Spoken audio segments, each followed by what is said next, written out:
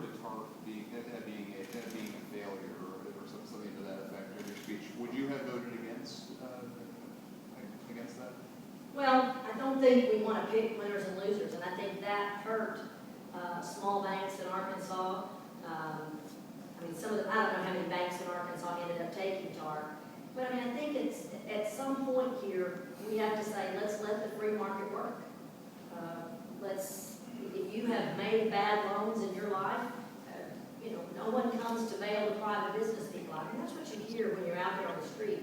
You know, people say, nobody's bailing me out.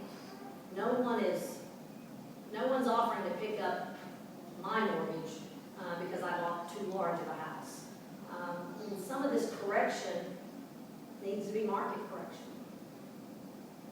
But I mean, we're in a campaign that is 2 days old. You know, it's easy, let me say this, it's a whole lot easier to look backwards and talk about what didn't work.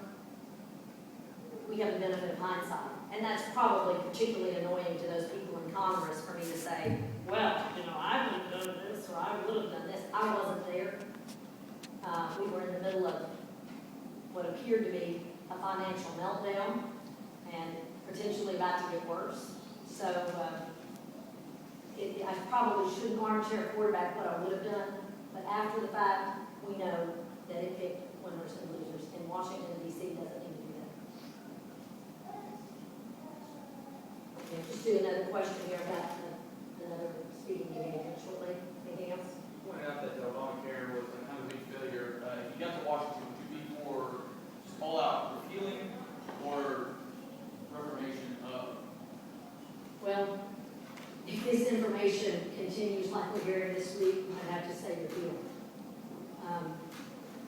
You know, I think when I teach government, we talk about the role of the states, and we talk about the advantages of a federal system that allows a state to be a laboratory and experiment in a place for experimentation to see what works and what doesn't work.